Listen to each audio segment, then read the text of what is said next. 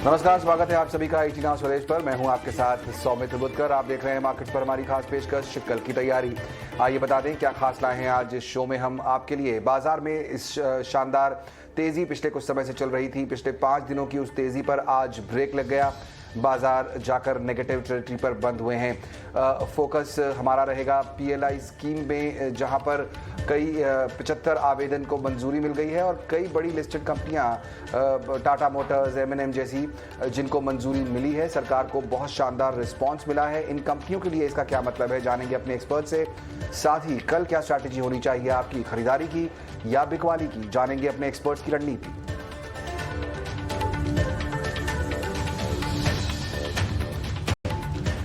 बाजार की 5 दिन की तेजी पर आज ब्रेक लग गया। निफ्टी दिन के ऊपरी स्तर से 230 पॉइंट फिसलकर 16,700 के स्तर के आसपास पहुंच गया। वहीं सेंसेक्स में 500 पॉइंट की कमजोरी देखी गई। बाजार के दिन भर का एक्शन लेकर हमारे साथ मौजूद हैं हमारी सहयोगी मानसी दवे।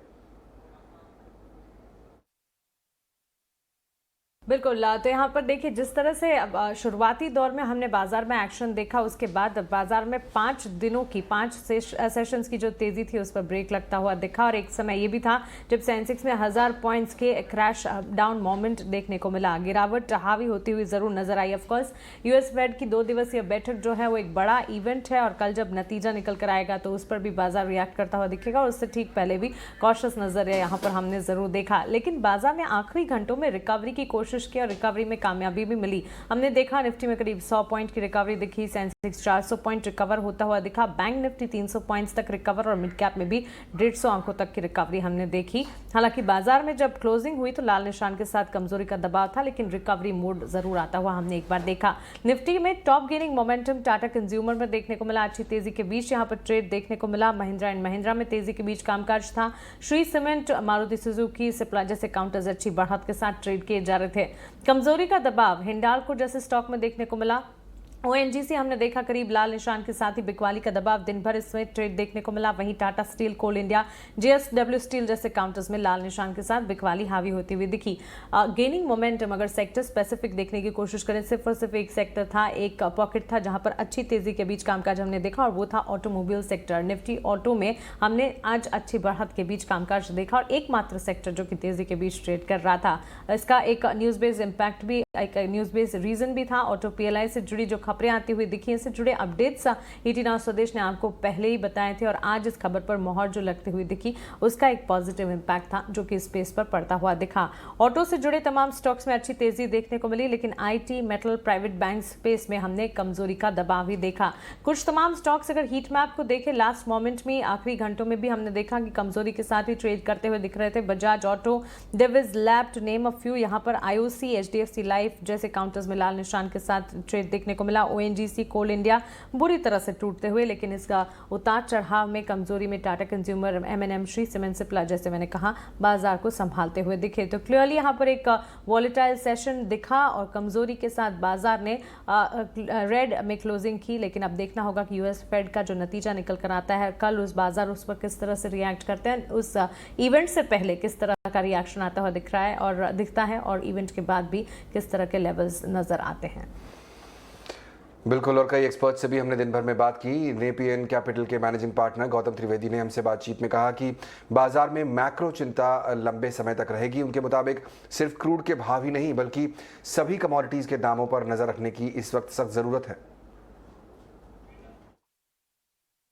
मैक्रो कंसर्न्स बेहतर नहीं हुआ है और मुझे लगता नहीं है कि आने वाले कल में इतनी जल्दी सिचुएशन इंप्रूव होगी।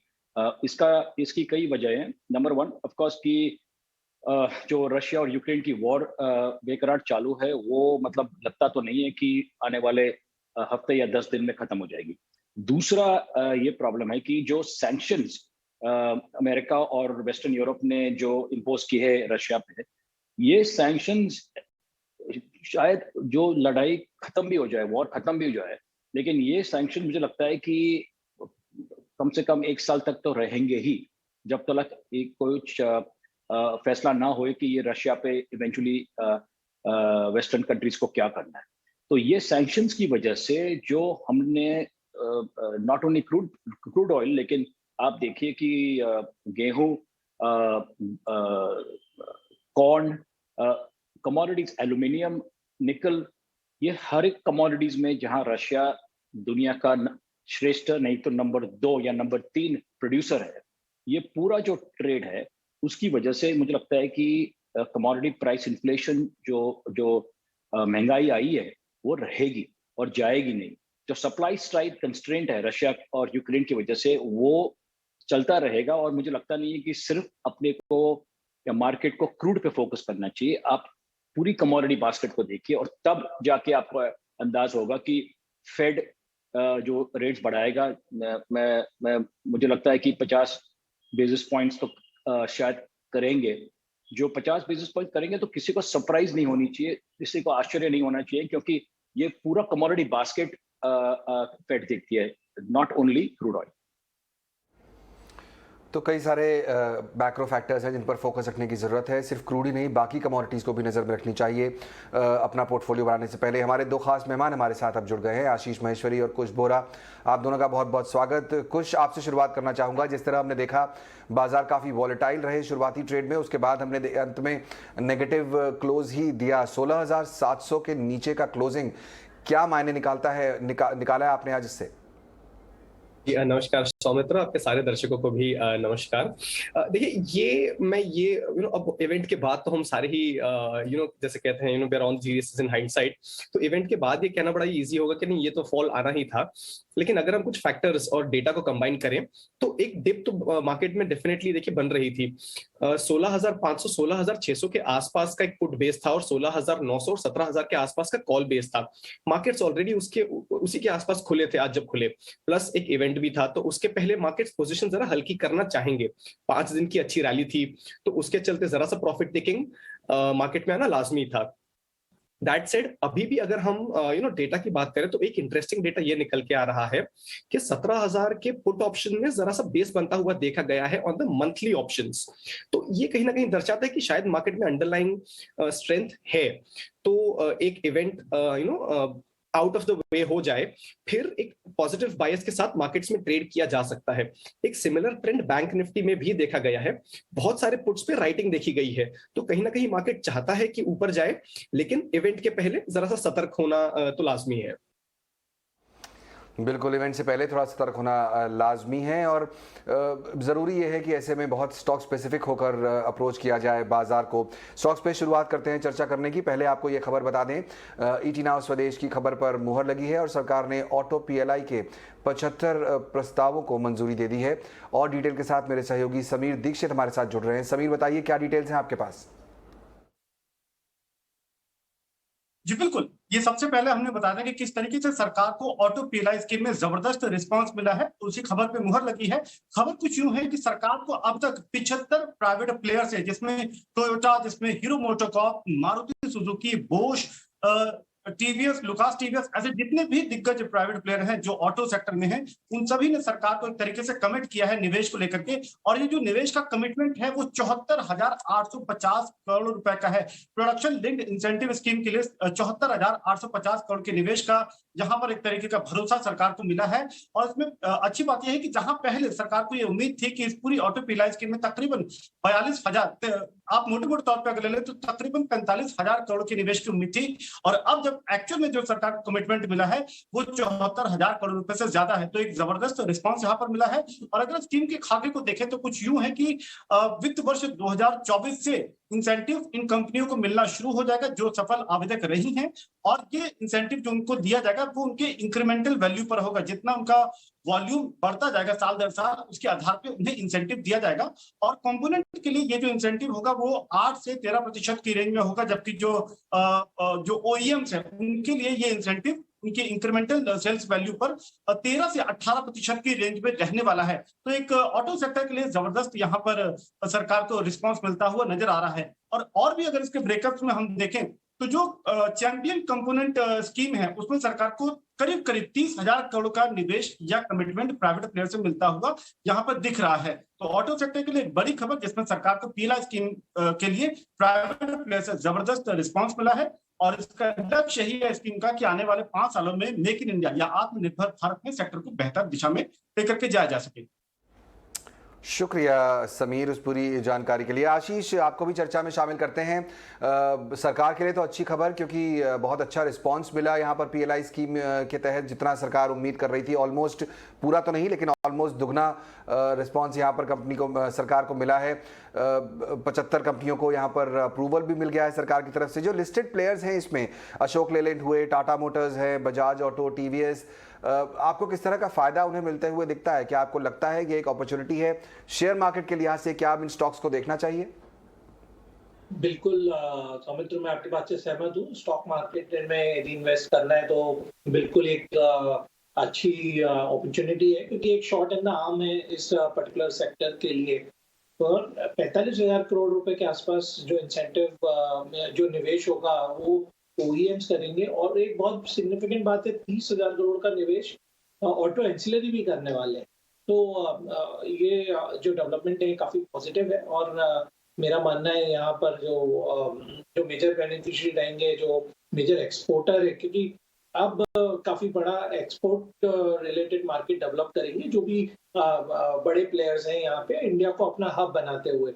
तो मारुति मेरा यहाँ पे नंबर 1 पिक रहेगा। मेरा मानना है सबसे बड़ा बेनिफिशियरी यहाँ पे मारुति रहने वाला है, क्योंकि उनका जो एक्सपोर्ट मार्केट है वो भी काफी रोबस्ट ग्रोथ हो रहा है। तो मारुति मुझे लगता है कि बिल्कुल ओईएम कैटेगरी में बाय करना चाहिए। और ऑटो एंसिलरी सेगमेंट में मेरा मानना है कि मदरसन सुमी एक स्टॉक है जिसमें बिल्कुल इस लेवल पे निवेश किया जा सकता है। ओके, तो मारुति और मदरसन सुमी, ये दो आइडियाज इस खबर पर आशीष की तरफ से। कुछ जिस तरह की मूवमेंट हमने ऑटो स्टॉक्स में देखी है पिछले कुछ समय में, क्या आपके रेडार पे कोई स्टॉक आया है? आप भी ऑटो कंपनियों के साथ रहना चाहेंगे या आप भी ऑटो एंसिलरीज पर फोकस करेंगे? जी नहीं, मैं ऑटो कंपनीज पे ही फोकस करूंगा यहाँ पे। और एक पर्टिकुलर स्टॉक जो चार्ट्स पे अच्छा लग रहा है फिलहाल, वो है Tata Motors.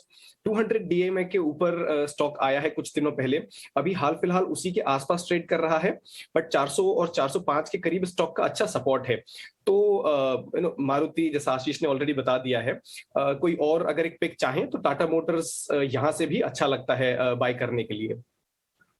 Okay, Tata Motors यहाँ से अच्छा लगता है। और टाटा मोटर्स में खबर ये भी आ रही है कि वो बहुत जल्दी एक सस्ती इलेक्ट्रिक व्हीकल भी ला सकते हैं। इलेक्ट्रिक व्हीकल स्पेस में टाटा मोटर काफ़ी तेज़ी से काम कर रही है। इस बीच एक स्टॉक पर और फोकस करेंगे, यूरेका फोर्ब्स एंड कंपनी।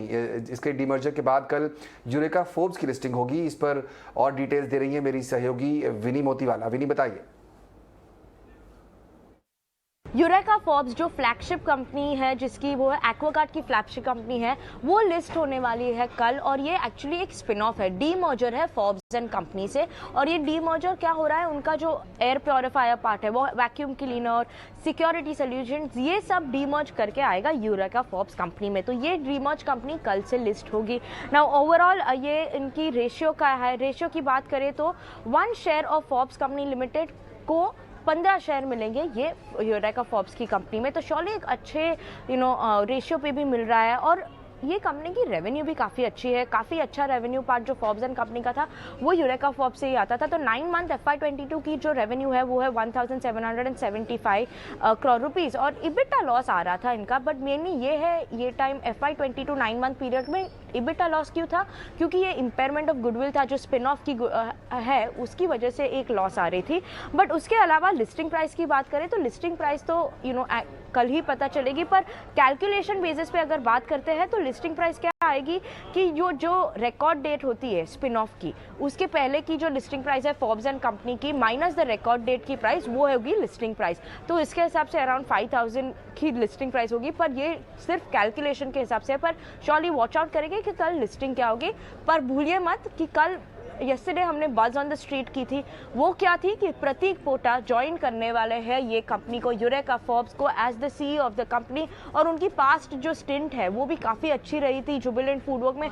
तो इंटरेस्टिंग होगा कि वो अगर यहाँ पे आए तो ये कैसे चलेगा यूरेका फोर्ब्स के लिए कल लिस्टिंग के लिए। तो surely main trigger watch out करेंगे कि ये कैसे परफॉर्म करेंगी कल के ट्रेड में। कुल फोर्ब्स एंड कंपनी पर फोकस भी रहना चाहिए। आशीष, आप ट्रैक कर पाए हैं इस खबर को? आपको लगता है कि कुछ पॉजिटिव्स होंगे? जिस तरह की खबरें आ रही हैं कि प्रतीक पोटा साहब जाकर कंपनी ज्वाइन करने वाले हैं शानदार ट्रैक रिकॉर्ड के साथ यहाँ पर जुबिलेंट फूडवर्क्स में, अब ये नई कंपनी अगर ज्वाइन करते हैं, साथ ही साथ नई कंपनी लिस्ट होने वाली है, किस तरह से प्ले आउट करना चाहिए इस खबर को? तो मेरा तो मानना है जैसे ही स्टॉक लिस्ट हो आपको बाय कर लेना, और उसके पीछे कई रीजंस मैं और भी बताना चाहूंगा। सबसे पहले तो जिस मिस्टर पोटा जो ज्वाइन कर रहे हैं वो पेप्सी के वेटरन है और जुबिलेंट फूड वर्क्स का जो पैन इंडिया एक्सपेंशन के पीछे मेन मोटिवेटिंग फोर्स थे।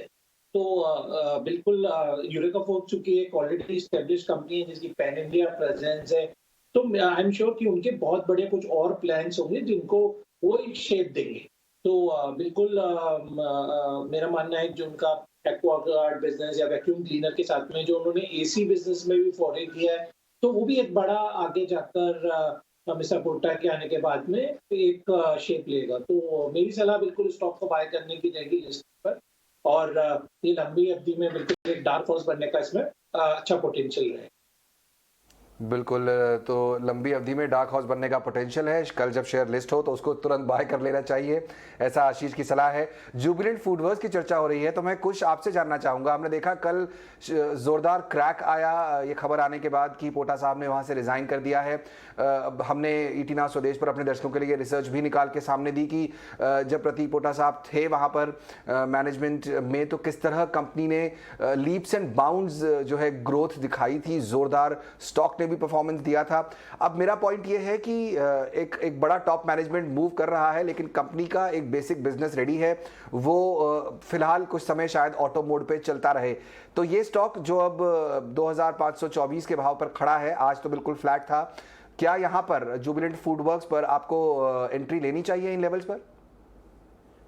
जी हाँ, समझते देखिए, जैसे आपने बताया काफी समय से हम यही देखते आए हैं कि मैनेजमेंट का देखिए पॉजिटिव फर्क डेफिनेटली पड़ता है, बट ये इंस्टीट्यूशंस हैं जो एक नी जर्क रिएक्शन के बाद वापस संभल जाते हैं।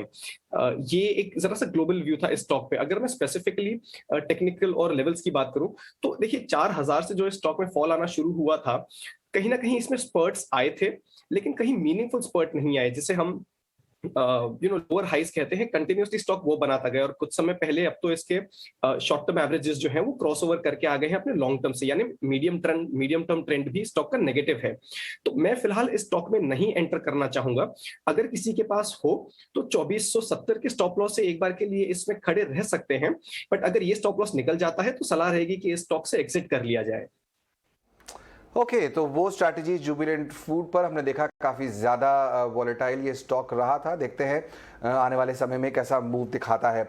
चलिए, अभी कुछ समय पहले हम लोग ऑटो स्टॉक्स की बात कर रहे थे। एक खबर और ऑटो से जुड़ी हमारे सहयोगी लेकर आ रहे हैं। जल्दी ही अफोर्डेबल इलेक्ट्रिक कारों का विकल्प आपके पास आने वाला है, क्योंकि टाटा मोटर्स और एमजी मोटर्स बड़े बाजार को पकड़ने के लिए अफोर्डेबल इलेक्ट्रिक कार उतारने की योजना बना रहे हैं। डिटेल्स के साथ मेरे सहयोगी उत्कर्ष चतुर्वेदी जुड़ गए हैं। उत्कर्ष, बताइए।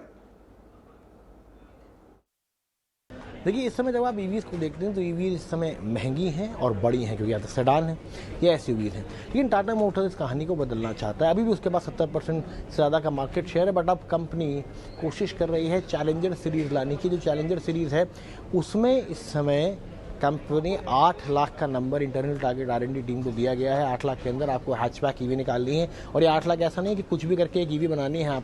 आपको 8 लाख के अंदर वही फीचर्स रखने हैं, वही परफॉर्मेंस रखनी है जो इस समय नेक्सॉन में है, जो इस समय टिगोर में है, और उस क्वालिटी को मेंटेन करते हुए 8 लाख पे लाना है कि मास मार्केट में ये गाड़ी जा सके। टाटा मोटर्स की तैयारी पूरी है। टाटा मोटर्स के बाद कौन है यहाँ पर? एमजी मोटर्स की भी कोशिश है कि 7 से 8 लाख में एक नई गाड़ी बनाई जाए। हमारे सूत्र हमें बता रहे हैं कि कंपनी अब इसमें फंडिंग जुटाने में जुटी हुई है, लेकिन हमें बताया जा रहा है कि कुछ दिनों के अंदर एमजी मोटर भी स्पेस में आ सकती है। तो एमजी मोटर्स, टाटा मोटर्स 2 साल के अंदर का टाइम पीरियड है यहाँ पर, और मास मार्केट में हलचल होगी। मास मार्केट ईवीज़ में विदाउट मारुति की। मारुति ने, हमें याद होगा, वैगनआर पहले बनाने की कोशिश करी थी और उन्होंने 10 लाख से नीचे में व्हीकल नहीं बना था, इसलिए उसको आगे खींच दिया गया था, उसको पोस्टपोन कर दिया गया था। अब अगली गाड़ी ने 2024-25 में कौन सी गाड़ी आएगी? सेगमेंट अभी तो बताया जा रहा है कि कॉम्पैक्ट एसयूवी होगा, लेकिन क्या मारुति भी इस मास मार्केट सेगमेंट में घुसेगी? क्योंकि मास मार्केट के लीडर तो इसमें मारुति हैं, वो देखने वाली बात होगी। शुक्रिया उत्कर्ष। हमारे दोनों मेहमानों से हमने बात की ऑटो स्पेस के बारे में और उन्होंने अपने अपने पिक्स बताए। टाटा मोटर्स कुछ को पसंद आता है यहाँ पर, चार्ट पे जिस तरह के पैटर्न बन रहे हैं। मारुति पर फोकस आशीष का है यहाँ पर। चलिए हमारे मेहमानों से ये भी जानते हैं कि अगर कल आपको बाजार में कोई ट्रेड लेना है, चाहे वो शॉर्ट टर्म का हो या लॉन्ग टर्म का, तो वो क्या होना चाहिए। वक्त हो गया है वीआईपी शेयर्स का।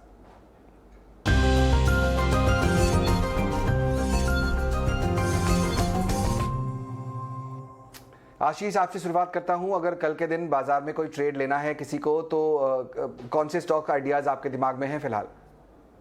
जी, मेरा मानना है फंडामेंटली स्ट्रॉन्ग कंपनी में जो रिकमेंड करना चाहूंगा वो रहेगा सेंचुरी प्लाईवुड। इस कंपनी को फंडामेंटली मैंने ट्रैक किया है और मेरा मानना है कि अगले 3 से 6 महीने के बीच में स्टॉक 6.5 रुपए से 850 रुपए भी जा सकता है। अब उसके पीछे रीजन ये है कि ये प्लाईवुड, वेनियर, लैमिनेट्स और डोर के बनाने वाली कंपनी है और लास्ट क्वार्टर के नतीजे काफी बेहतरीन आए थे, जब 650 से उनका सेल्स ही 850 करोड़ का और जो मुनाफा भी 66 करोड़ से बढ़ के 97 करोड़ हो गया था। और मेरा मानना है कि कंपनी ने जितना भी एक्सपेंशन किया है और आगे करीब 1000 करोड़ रुपए का एक्सपेंशन FY24 तक उनका ड्यू है। तो जो कंपनी की प्रॉफिटेबिलिटी जो FY19 में 150 करोड़ रुपए के आसपास की थी, कम से कम 500 करोड़ रुपए की प्रॉफिटेबिलिटी FY24 में हो जाएगी। तो काफी अंडर वैल्यूड स्टॉक है। आज स्टॉक में अच्छा मोमेंटम भी देखने को मिला और मेरा मानना है कि ये स्टॉक में आप जल्दी 52 वीक हाई भी ब्रीच होता देखें। शानदार रिटर्न्स की उम्मीद में सेंचुरी प्लाई पर आप फोकस कर सकते हैं। यहाँ पर 850 तक के टारगेट्स दिखाई देते हैं। आज भी हमने देखा, जैसा कि आशीष बता रहे हैं, 6-6.5% का मूव देखने को मिला। कुछ आपकी बारी, अगर कल किसी को कोई ट्रेड लेना है तो कौन से स्टॉक्स हैं आपके रेडार पर? 2 स्टॉक्स सजेस्ट करना चाहूंगा। पहला है SRF। बहुत ही स्ट्रॉन्ग ब्रेकआउट दिया है स्टॉक ने। 2400 के आसपास का जो लेवल है वो काफी समय से स्टॉक पे एज ए रेजिस्टेंस एक्ट कर रहा था और 2400 पे ही हमने कॉल राइटिंग बहुत देखी थी। लेकिन आज पूरे दिन स्टॉक ने 2400 के ऊपर ट्रेड किया और ऐसी खराब मार्केट में भी 2400 के ऊपर की क्लोजिंग दी है, 2420 के करीब की। तो ये सजेस्ट कर रहा है कि कहीं ना कहीं स्टॉक में इनहेरेंट स्ट्रेंथ है और जो शॉर्ट्स इस स्टॉक में बने होंगे 2400 के स्टॉप से, वो भी कवर करने आएंगे। तो कहीं ना कहीं इसे इसमें पॉजिटिविटी दिख रही है, स्ट्रेंथ काफी दिख रही है। SRF एक स्टॉक है जो आप बाय कर सकते हैं 2475 के टारगेट से, 2360 के स्टॉप लॉस से। दूसरा एक स्टॉक है जो मैं नॉन FNO स्पेस से देना चाहूंगा, वो है एंजल वन। काफी समय से स्टॉक में कंसोलिडेशन देखा गया था। जो मार्केट्स में फॉल आई थी उसमें भी इसने अपने पीयर से बेटर परफॉर्म किया था और आज तो हमने गिरते हुए मार्केट में भी इसमें बहुत अच्छा उछाल देखा है। तो मुझे लग रहा है कि इसके जो रिसेंट हाई से 1500 के, ये स्टॉक फिर से टेस्ट कर सकता है उन्हें। तो एंजल वन होगा buy with target of 1500 and a stop loss of 1280। Angel One और SRF, ये 2 वो काउंटर्स हैं जहां पर कल के ट्रेडिंग सेशन में आप फोकस कर सकते हैं। ये दोनों हैं कुछ की पसंद, दोनों ही बाय कॉल्स। बहुत बहुत शुक्रिया आशीष और कुछ समय निकालकर आज शो में शामिल होने के लिए। कल की तैयारी में फिलहाल इतना ही।